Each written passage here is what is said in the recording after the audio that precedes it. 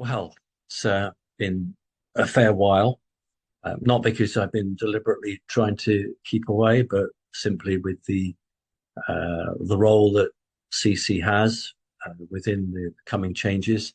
The sort of leader of the group said to me, "Are you still doing your updates, Simon?" And I said, "Yes, but I'm doing fewer." And the person said, "Good." It is tricky. It is difficult. And it's about really, I think, connecting with the members, but not saying anything that would put anyone, least of all myself, in any sort of difficulty. But there are certain things that can be said, and so much has occurred lately, and some of the aspects have been, I don't know, missed by people. Maybe because they're just so focusing on the RV or the tariffs that they're missing some things which in many ways are more important. Uh, and obviously the administration is not going to draw any more attention to certain things. So what I wanted to do was talk about something that most people are not really talking about, or they don't have the depth of knowledge. And that was the removal of three top people from the National Security Council of America, the NSC, and the leader and the deputy for the National Security Agency, which is surprising with the NSA, because remember, it was the NSA that gave Donald Trump Hillary Clinton's emails. So I've always considered the NSA to be on the good side. The NSC, which is much more political, has always been a bit dodgy, as they say, a bit difficult to call that. So it wasn't so surprising that people were removed from the National Security Council. There were three, at least three, quite a big number. But I was surprised that the leader and deputy of the NSA were removed. Now, Phil Godlewski did a little update, I think about 3 or 4 weeks ago. And I did say to the Connecting Consciousness coordinators that I thought Phil was absolutely right. He was bang on the money. He got it right. When Phil said that there were issues, he didn't allude to those issues. I don't think he was allowed to. And he said that, but it wasn't the deep state. And he actually came out and said what I've been saying for many months now, that the deep state are not in a position to do very much at all. And I think Phil was aware of some of the things that were happening. The main threat to not just the individual who we call President Trump, but what he stands for and those around him is actually not the deep state. It's actually those agents, individuals who are embedded within a non-political background who break cover either because they're forced into doing it. So Trump does something which forces them to show their hand, or events occur which mean that they have to go down a certain way. And it was quite clear to us that there was a coup brewing, not a coup in the accepted sense of the word, not a military coup, but a coup amongst people who should always not just have the president's back, but should be in alignment with his vision and his administration's policies. Because at the end of the day, President Trump was elected by the majority of the people of the United States.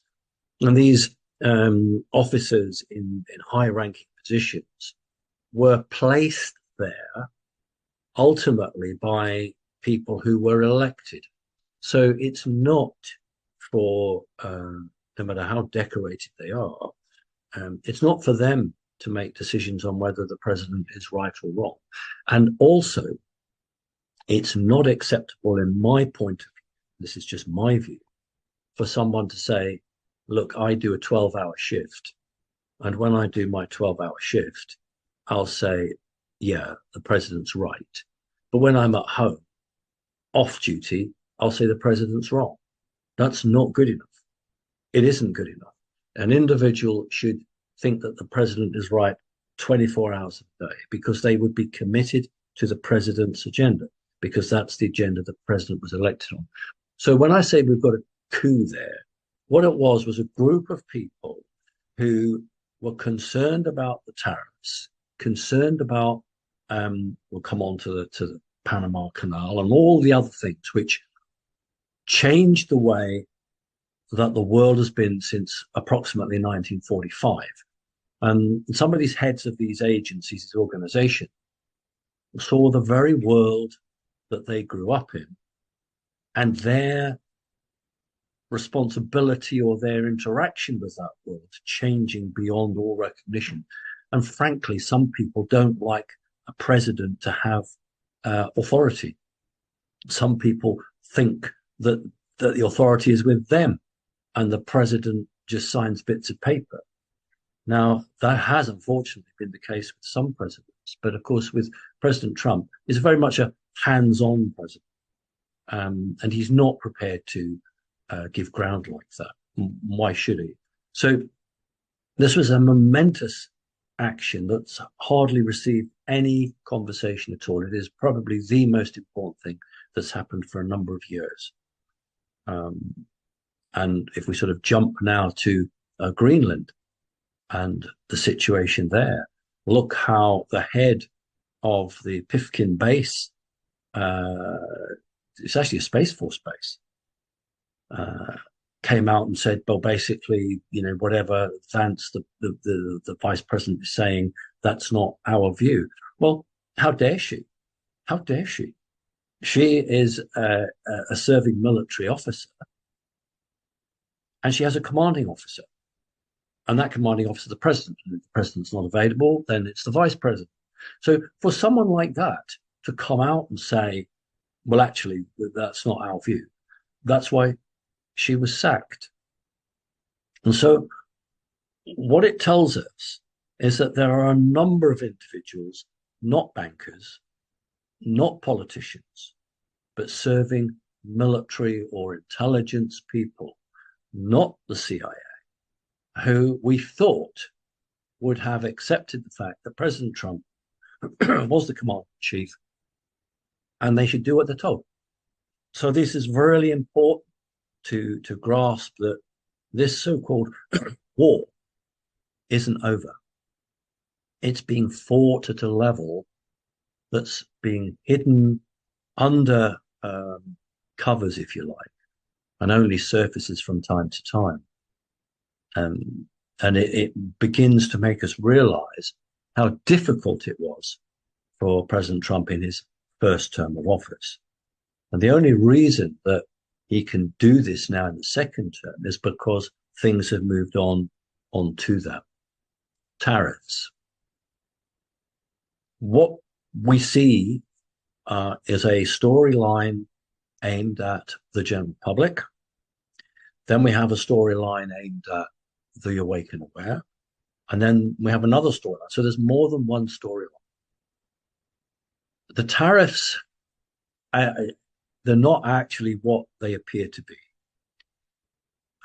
Today or yesterday, President Trump said that the tariffs were going really well and that America was making between $1 and $2 billion a day from the tariffs. I wonder anyone who's recently been on a very well-known auction site and has bought anything from China that's not held in the country and has to be shipped in. Have you noticed a 145% increase?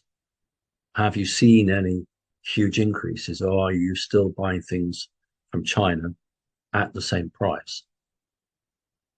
I don't think we're breaking any rules here. I actually think that when the RV happens, President Trump will need a reason to say to the American people why there's all this money about. I do think that President Trump wants to give American citizens a payback. I think he definitely wants to pay off the national debt, the trillions of debt in America, and I think he wants to do that publicly. I think he also wants to send people money. I don't think the sort of money people are talking about may just be, I don't know, $5,000, $10,000 per person. But I do think he's committed to doing that. But he can't talk about the RV because it's a secret. So what he can do is say, look at all the money that America has made from all of these tariffs. I can pay the national debt off, and I can give every American citizen a thank you present, regardless of what you voted. If you're an American citizen, a certain age, you get some money. So what that's showing us again is that the secrecy around all of this, it's quite severe, and the administration and other governments are looking for smoke screens or covers so that they don't have to explain where the money is coming from. India's just suddenly declared it's found a load of gold. China found a load of gold. Taiwan, we found a load of gold. I'm waiting for the president of the United States to go to Fort Knox and say when he opened the basement door, there was 10 times more gold than he thought. There has to be, for mainstream people, which means the mainstream news, there has to be something mainstream for them to understand. So if you say, wow, for years at Fort Knox, we put the decimal dot in the wrong place. Really, we need to move the dot that way. Oh, look at all the gold we got. We didn't realize we had that. We just made an accounting error. I know that's crazy and silly, but the reality is that governments are looking for reasons to give money to people or change the way that society works, but without actually explaining about the RV. And that's actually, in one way, it's sad because I really would like the truth. But on another way, that's the rules. That's the way they're doing it. So watch for these interesting little, look what we've found or look what we've done, which is encouraging because I think it means that at some point, certainly in America, some form of payback to the community will take place. In other countries, it might not be as obvious. It might be more of like a tax break or some sort of amazing tax refund. There'll be some mechanism that allows governments to refund people. Talked about the Panama Canal, called the Canal of America, the American Canal. While everyone was talking about tariffs and the Ukraine war, very quietly, America was making arrangements with the country that the canal sits in, but also the operating entity, the operating company that runs the Panama Canal. And although the canal hasn't changed hands, it's not owned by America. The understanding is that American ships will now travel free of charge. Certainly the military ships, certainly those ships that are supporting, they've got fuel or the food or the ammunition, the auxiliary ships to the fleet, but also it's a free passageway. And that's very encouraging. Look in Great Britain, where suddenly the steelworks has become a huge issue.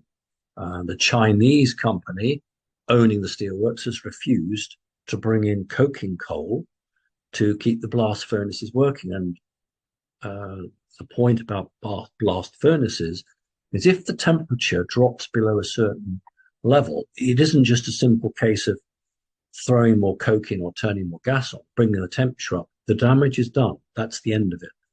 So it's not just that the British government, the Labour government, which is on payback time to the trade unions, it has to, because during the long, terrible years that Labour was out of office nationally, it was the trade unions that supported the Labour Party financially, without a question of a doubt. The real strength of the finances came from the trade unions. So, of course, it must be the teaching unions, the railway unions. It must be the unions that are being looked after. So although the Labour government is definitely going to look after the employees of the steelworks, the real agenda here is it's a Chinese company. And so by nationalising steelworks, what they're doing is they're pushing the Chinese company out. With these tariffs, it's a straight choice between are you with us, i.e. America, or are you with China? Now, that's very interesting because some idiot in the European Union, I think it was, or one of the countries said we should all join with China and be strong. The European Union would be better with China. Well, I think a lot of people walked out of the room when they heard that. regardless of what they personally think of President Trump, no serious politician is going to throw his or her weight behind the Chinese, because they'll just eat you up alive, basically. So America really has achieved, Donald Trump, America has achieved a remarkable amount in a short period of time. And I think one of the hardest things is that he can't really be open and honest. I think if he was more clear and honest with people, they would understand what he was doing. But of course, if he did that, then he would be giving the game away, I'm afraid, to what's still quite a lot of unhappy people who didn't really want him to be elected and returned.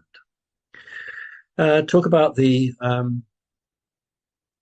RV. I have to talk about a little bit about it, otherwise, it's why didn't Simon talk about that? Just before Christmas last year, that's 2024, when I did one of these very rare now chats with people, and I said, look, the RV is not coming. You won't get it before Christmas. You won't get it straight after Christmas either.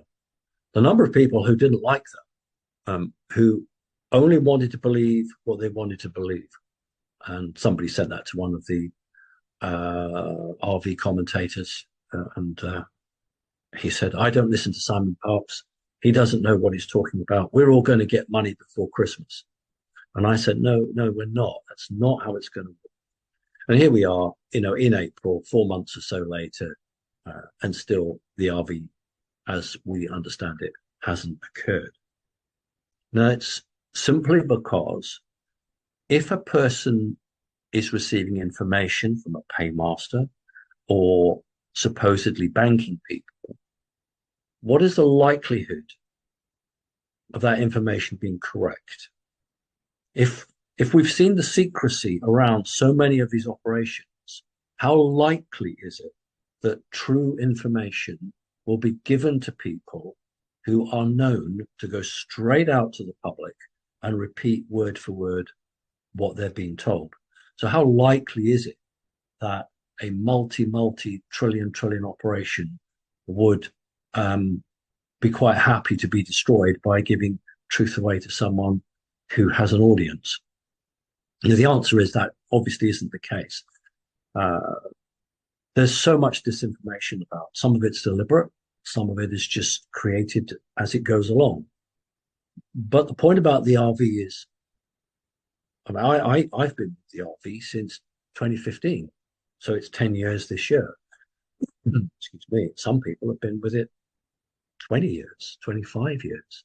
But most people have been 3, 4, 5, 6, 7 years. Most people are quite new to it, relatively speaking. But those who have got a long track record know that the ground rules were written a long time ago. And the mistake, if it is a mistake, the mistake that people are making is that they are trying to understand what's playing out now against the rules that were written 20, 25 years ago. And again, I say to everybody, would I really tell you 25 years ago what I was going to do? No, of course I wouldn't. Not if I was in charge of this operation. So basically, the RV is not taking place in the way that people expect. If I had a pound or a dollar or a euro or a yen for every time someone said that the screens in the redemption centers were flashing, or they were grayscale, or they were black, or they were this, or that, I'd be a multimillionaire. There's so much focus on Iraq. And that was the intention. People who really, frankly, haven't a clue, they talk about, I spoke to the admiral, or I spoke to someone in the admiral's team. And invariably, the information they give never comes to pass. Well, do you know that there's more than one admiral? The admiral that we know of is a retired admiral. But there's another admiral who's also retired. And he's on the East Coast. And when people say they've spoken to the admiral, my point is here, which admiral? Because one of them is set up deliberately to give disinformation. And I know for a fact that the real admiral, well, they're both real admirals, but the one that we imagine, it gets absolutely pissed, as they say in America, because people said to him, "Did you really say this?" And he says, "No, I didn't." But that's the game that's being played. This is a retired admiral who is the admiral quite legitimately and gives out information. So if people are not really in a contract group, they're not really in the way of the information, then they're not going to know. They're not going to have a clear picture. And what they're going to do is to give out a story, which is exactly the story that they're meant to give out. And yes, they're doing a service for the white hats. They are, keeping the bad guys guessing, but there's also actually a bit of a disservice because there are a lot of genuine people who sadly believe what they're being told. And as the Americans say, always the can is kicked down the road. So there is a real arc. Absolutely there is. And there is a humanitarian aspect to it, 100%. And it's designed to change the world so that through education, the best way to change people is to model new practices. And through, I think that new modeling, people will, you can't force people, but they will say, that's a better way of doing it. Imagine you opened a school and you were part of the RV and you swung it with the local government, recruited the right people, but you taught in a different way and different values. What would happen, I think, and I hope, is that most parents would say, I want my school to be like that. And if you are RV funded, the government has no say over you because they're not providing the money. He or she who provides the money dictates the terms. But if that's not the case, then that government can't intervene. And so hopefully, with the projects in the future that come up, people will say, why can't it all be like that? And so you bring about change through the consensus of the people. The consciousness rises, I suppose, and people say that isn't any good now. I want better. In communist Russia, they wanted better. They got better. So in these countries where we think we're free, we're not really that free. We should want better, and it should be right that we require our governments to be more responsive to us. So I think the RV on one arm is about people who have bonds, who are going to make a lot of money.